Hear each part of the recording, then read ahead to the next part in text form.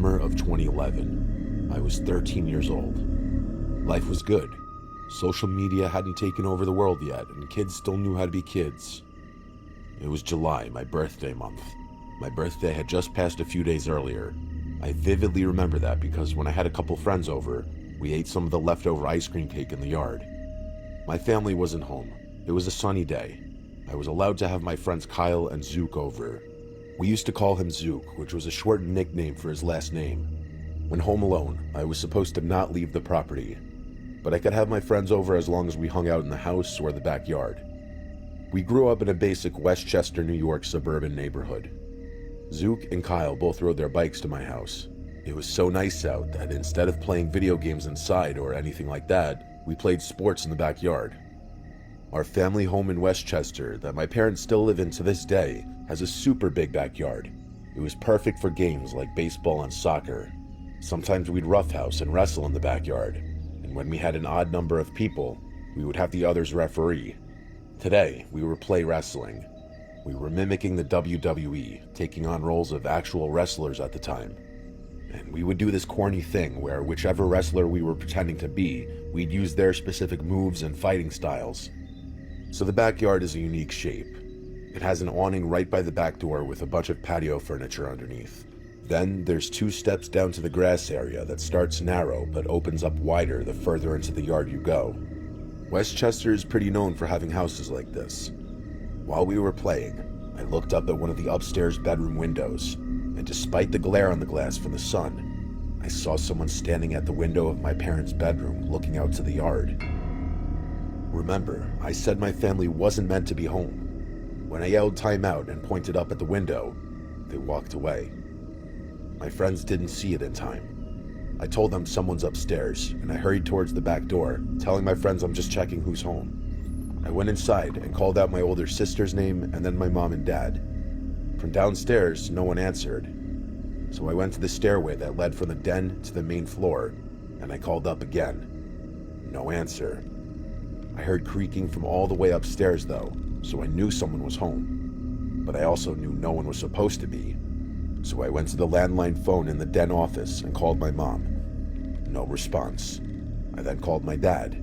No response. I tried both phones again, and that failed again. I didn't even know my sister's cell phone, which I know was weird, but I never really had a reason to call her at that age. I didn't really know why no one was picking up. Maybe it was because my parents got home and set their phones down somewhere. So I went upstairs to the main floor of the house by the front door.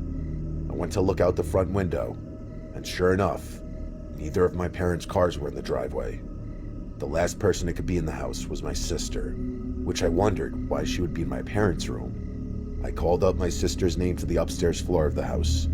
I heard footsteps once again, this time more clearly. They came from right upstairs, just around the wall. I believe it was at this moment that I said my sister's name one more time. I looked up the stairs, and I saw something at the top. There was a bare foot protruding out from behind the wall ever so slightly, pointing towards the stairs. It looked like a man's foot. Whoever it was hiding upstairs just around the corner. It wasn't anyone in my family. I walked down the stairs back to the den without making it obvious I was running. I then ran full speed for the office phone. Then I ran outside to my friends. I told them about the intruder in the house while frantically calling my mom and dad's numbers over and over. Finally, my mom picked up, sounding almost annoyed that I kept calling. But her annoyance was short-lived after I told her someone was in the house. She asked me why I was calling her and not the police. She told me to hang up and call 911. As I did, Zook said, "Yo, look," and pointed at one of the upstairs rooms. This time it was my room. At the window was a person. Once again, no distinguishable features because of the sun glare. Only a second after I looked, they walked away from the window again. This entirely confirmed the nightmarish situation that was going on. I called 911, the first and only time in my life that I'd had to do that, and I nervously told them about the intruder. It felt like a pretty standard 911 call from what you'd expect. She told me to wait outside where we were with my friends, and that a car was being sent to the given address. It was a relatively fast response time. I guess that's Westchester for you. When there was a bang at the backyard gate, the person banging announced himself as a police officer, and he came out back.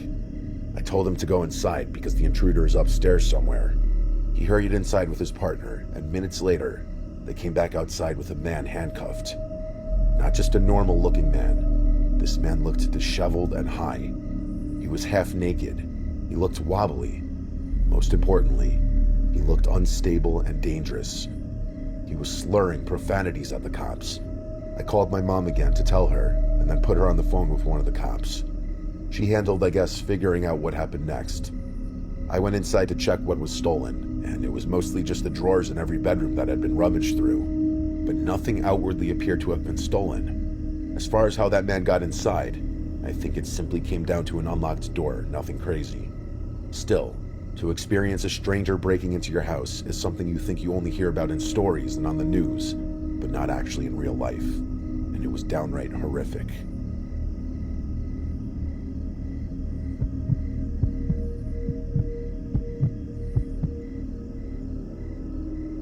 This happened last summer when my older brother Ben asked me to stay at his house for the weekend while he and his fiancée went away. They had planned a short trip together months in advance, and all he needed was someone to watch his chocolate lab Bear. I had watched Bear plenty of times before, so I agreed without thinking much about it. Ben lived about 25 minutes outside town in a quiet rural area. There were neighbors, but every house sat on a few acres, and his backyard was surrounded by woods on 3 sides. They were not huge forests, just stretches of woods broken up by trails that people used for walking and biking. Bear loved those trails, so Ben told me to take him out a couple times a day like he normally did. I got there Friday afternoon after they left and settled in. Nothing happened that day. Bear was his usual friendly self, and we went on an evening walk before I watched TV and went to bed. Saturday started the same way. I let Bear out early, fed him, made breakfast, and took him on one of the trails around mid-morning. It was warm out, but not unbearable, and there were enough trees to keep the trail shaded. We walked for probably 20 minutes before Bear suddenly stopped. His ears stood straight up, and he stared into the trees off to our left. At first, I just stood there waiting for him to move. I thought he heard a squirrel or a deer. There was plenty of wildlife around there. I gave the leash a little tug, but he barely reacted. He just kept listening. After maybe 30 seconds, he started walking again. But every few steps, he turned around to look behind us. I remember laughing to myself and saying he was acting paranoid. The farther we walked, the more he kept looking back. At one point, he even stopped again and faced the direction we had just come from. I looked back too, and saw absolutely nothing. The trail behind us was empty. No people or bikes. Nothing moving between the trees. I nudged him forward again, and eventually we finished the loop and headed back to the house. Once we were home, he acted completely normal again. The rest of the afternoon was uneventful. I watched TV, threw a tennis ball around the backyard with Bear, and later that evening, I started watching Game of Thrones in Ben's living room. Bear was stretched out on the couch next to me asleep. It was already dark outside by then, probably around 9:30, and that's when someone knocked on the front door. It immediately caught my attention because it felt strange hearing someone knock that late in such a quiet area. I muted the TV and walked over. I didn't open the door. I just stood there and asked who it was. A man answered from the other side, asking me if Tom was home. Hearing my own first name caught me off guard. I asked, "Tom who?" The man gave a completely different last name that wasn't mine. I told him he had the wrong house and that nobody by that name lived here. There was a pause before he calmly replied that he didn't think he had the wrong house. That answer made me uncomfortable. I told him again that he did, and that I'd appreciate it if he left. I stood there another 20 or 30 seconds waiting for another response, but nothing came. Eventually, I walked over to the window beside the living room and carefully looked through the blinds. I couldn't see anyone on the porch. I waited another minute before checking the front yard from a different window, but I still didn't see anyone. I figured whoever it was had finally left.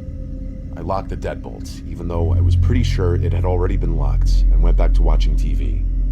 Bear had lifted his head during the knocking, but laid back down once everything got quiet again. Around 11 that night, Bear started whining by the back door. He had been asleep for a while, so I figured he needed to go out one last time before bed. I clipped his leash on, opened the sliding door, and stepped out onto the back deck with him. The backyard had a few lights mounted on the house that lit up the back deck and some of the grass, but beyond that, it was almost completely dark. The tree line started maybe 50 yards from the house, and once your eyes reached the woods, you couldn't really see anything beyond the first few trees. Bear walked down the deck steps into the yard like normal, but before he got very far, he froze. His ears went up exactly like they had that morning on the trail. This time he wasn't just listening. He started growling. It was low at first, then louder. I looked toward the woods, trying to see what had his attention. For a second, I saw nothing. Then I caught movement.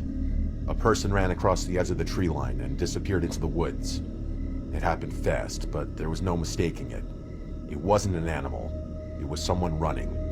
Before I even had time to react, Bear exploded forward. The leash slipped right through my hand. He sprinted across the yard toward the woods, barking as loud as I had ever heard him bark. I immediately took off after him, yelling his name over and over. By the time I reached the tree line, he was already gone into the woods. I didn't even think about grabbing a flashlight. I just ran in after him because I wasn't about to lose my brother's dog. Within seconds, I couldn't see Bear anymore. I could still hear him barking somewhere ahead, but the trees blocked everything. It was much darker under the canopy than I expected. I slowed down because I could barely see where I was going. I kept yelling Bear's name, hoping he'd come back, but all I heard were his barks further ahead. Then I heard footsteps. At first I thought they were Bear, but they sounded different. They were heavier and seemed to come from off to one side instead of straight ahead. I stopped moving. The footsteps stopped too. I listened for several seconds. Bear barked again somewhere deeper in the woods. Then I heard another set of footsteps behind me. I turned around but couldn't see anything. It was too dark. I couldn't tell if there was one person moving around me or more than one. Every few seconds I'd hear another step somewhere different. It honestly felt like someone was circling through the trees, staying just out of sight. I suddenly realized how exposed I was. I didn't know the trails well enough in the dark. I had no flashlight, and I had no idea who had just been standing outside my brother's backyard. My heart started racing. I yelled Bear's name one more time as loud as I could, but instead of running further into the woods, I turned around and sprinted back toward the house. Branches were hitting my arms and face as I pushed through the trees. I didn't stop until I reached the backyard where the deck lights were shining. I stood near the deck, breathing hard, staring back into the darkness while yelling Bear's name over and over. For almost a full minute, nothing happened. Then I heard him barking again, much closer this time. A few seconds later, Bear came bursting out of the woods at full speed. He ran straight toward me and up onto the deck, but instead of coming to the door, he stopped at the top step and turned back toward the woods. He stood there completely still, staring into the darkness with his ears up. I grabbed his collar as hard as I could and practically dragged him through the sliding door before slamming it shut and locking it. We stayed inside the rest of the night. I checked every window and made sure every door was locked. I considered calling the police, but all I could really tell them was that I saw someone run into the woods. I had no description and no proof they were still around. Bear never fully relaxed. Several times while I sat in the living room, he suddenly lifted his head and stared toward different walls of the house as if he was hearing something outside. Every time he did it, I'd stop and listen too, but I never heard anything. I stayed awake until 4 a.m. before exhaustion finally caught up with me. The next morning, I went outside after the sun came up and walked to the backyard and edge of the woods looking for anything unusual. I was hoping to find footprints, dropped items, or anything that explained what happened. I found absolutely nothing. Later that afternoon, Ben and his fiancée came home. I immediately told him everything that happened, from Bear acting strange on the trail to the knock on the door and the person running into the woods. What surprised me most was Ben's reaction. He got quiet for a second, before telling me something similar had happened to him about a year ago. Bear had acted almost the exact same way in the backyard one night, and Ben had also caught a glimpse of someone disappearing into the woods. He looked around afterward and never found out who it was. Nothing else ever happened after that, so eventually, he stopped thinking about it. Hearing that made the whole thing even harder to explain. I packed my things and headed home that evening, but I couldn't stop thinking about the fact that someone had apparently been watching the house on more than one occasion. Ben and his fiancée still live there today, and thankfully they haven't had another incident since then. Even so, every time I visit and let Bear into that backyard after dark, I find myself staring at those woods a little longer than I used to.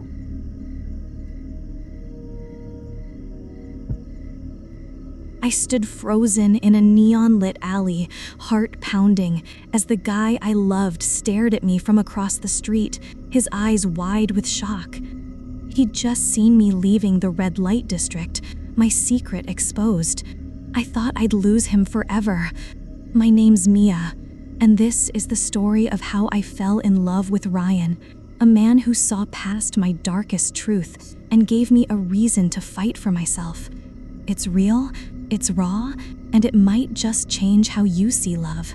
Stick around, this one's gonna grip you till the end. Let's go back 3 years. I was 20, living in Seattle, caught in a life I never wanted. By day, I was Mia, art nerd, lover of vinyl records, dreaming of a different world. By night, I worked in the red light district to pay my mom's medical bills. I hated every moment, but it kept us alive. Then, one rainy evening, I was pulling a shift at a dive bar when Ryan walked in. He was 22, a mechanic, all nervous energy as he fumbled his wallet ordering a soda. I teased him for skipping the beer, and we started talking. He had a shy grin, messy brown hair, and a laugh that felt like a warm hug. We clicked instantly. He loved my sarcasm, my quirky love for poetry.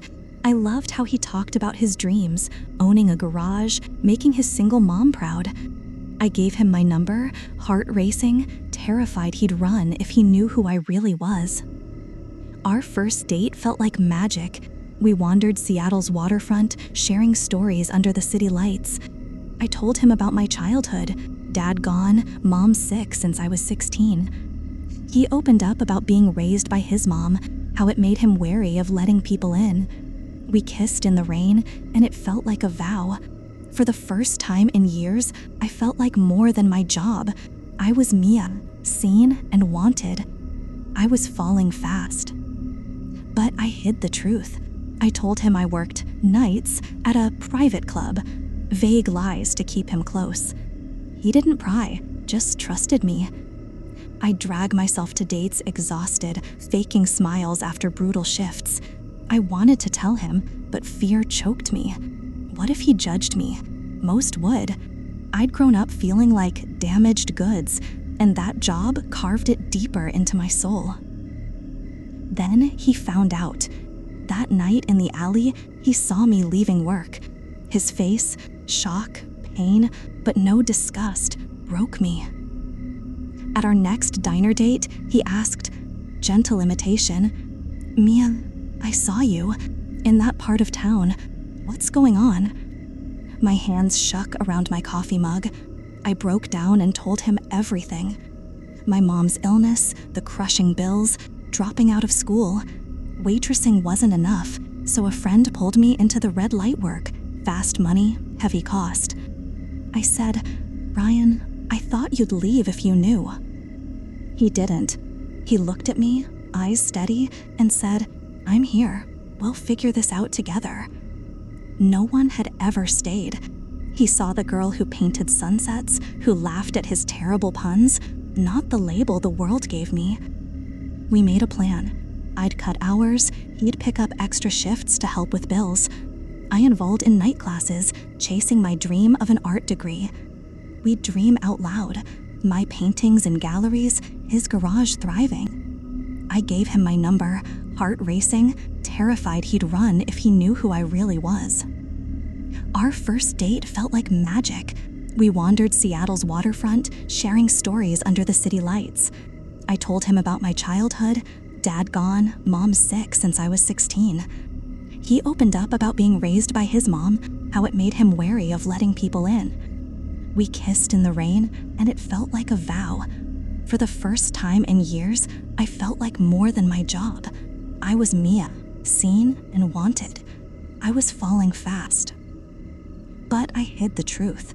I told him I worked nights at a private club, vague lies to keep him close. He didn't pry, just trusted me. I dragged myself to dates exhausted, faking smiles after brutal shifts. I wanted to tell him, but fear choked me. What if he judged me? Most would. I'd grown up feeling like damaged goods, and that job carved it deeper into my soul. Then he found out.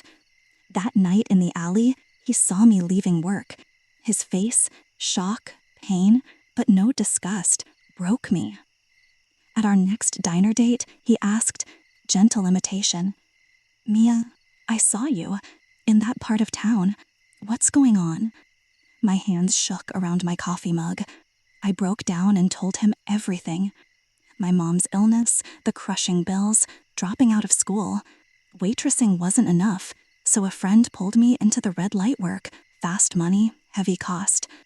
I said, "Ryan, I thought you'd leave if you knew." He didn't. He looked at me, eyes steady, and said, "I'm here. We'll figure this out together." No one had ever stayed. He saw the girl who painted sunsets, who laughed at his terrible puns, not the label the world gave me. We made a plan. I'd cut hours, he'd pick up extra shifts to help with bills. I enrolled in night classes, chasing my dream of an art degree. We'd dream out loud, my paintings in galleries, his garage thriving.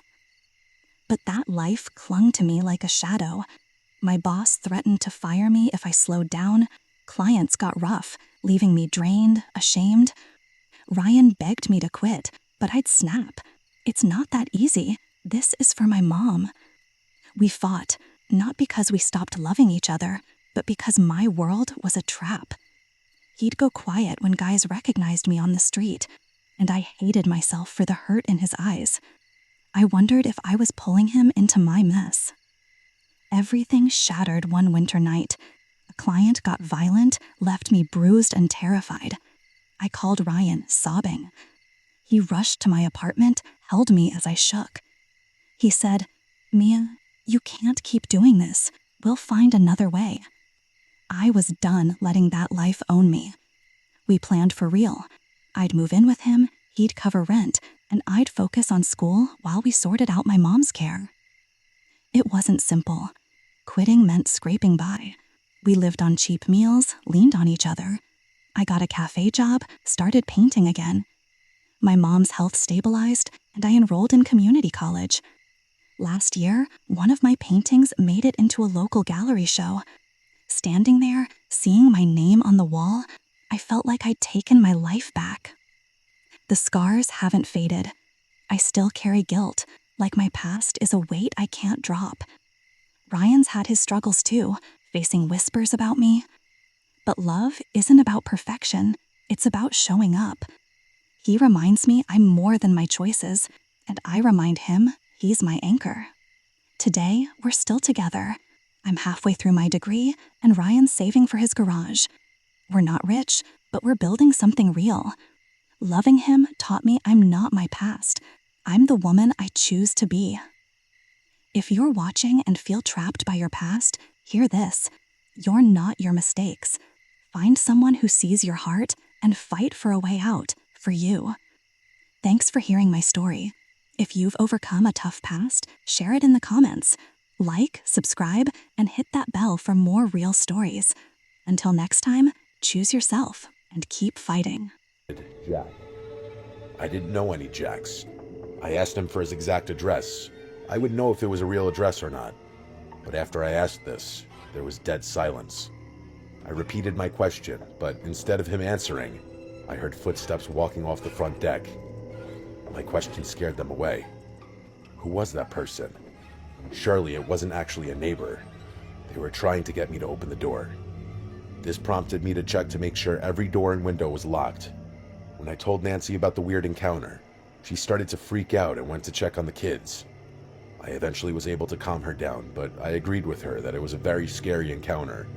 We went to sleep eventually out of sheer exhaustion.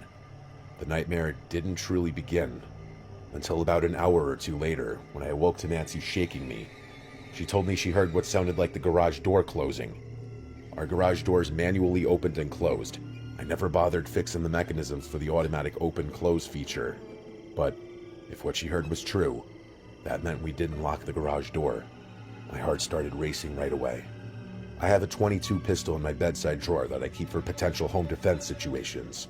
I grabbed it and told Nancy to wait there. She told me not to go, but I had to. I quietly went down the stairs. Each step, the fear of the situation setting in even more. When I got to the bottom, the door that leads into the garage from inside the house was just down the hall to the right. I tiptoed over, and I saw that this door was locked. So, if what Nancy heard wasn't just a dream or imagination, that meant someone was still inside there. I put my ear up to the door for a second and listened. I couldn't hear anything. I unlocked the door as quietly as possible, and it took me a minute to gather the courage to grab the doorknob. When I finally did, I yanked the door open and aimed the gun up in front of me. I looked inside the garage. I didn't turn the light on yet, but there was a small red light on the work desk coming from a tool charger. It lit up this little corner of the garage where I saw the outline of a person. I knew it had to be. I saw in the darkness the figure swaying a little back and forth in this weird way. The sight made me want to throw up. I announced that I had a gun, and I locked my aim onto the swaying black mass in the corner. My heart nearly dropped out of me when the black mass fully moved towards the garage door, and the door then lifted up just enough for them to run out and escape before the door fell back down to the floor. Only then did I turn on the garage light and run to lock the garage door. The whole thing was over in less than a minute. I couldn't even process it fully yet. I ran to the phone to call the sheriff's office and reported a break-in. Upon their arrival, I told them of the screams in the woods, the man at the front door, and the person in the garage, all while Nancy listened in. This call was less about expecting them to immediately catch this person or people, and more about getting this whole incident documented so they could be aware of it. On the spot, there wasn't much more they could do other than make us feel safer in the moment. They searched the inside and outside of the house and then advised us to keep everything locked. After that, sleeping was pretty difficult for a while. It's been a little over a month, so this is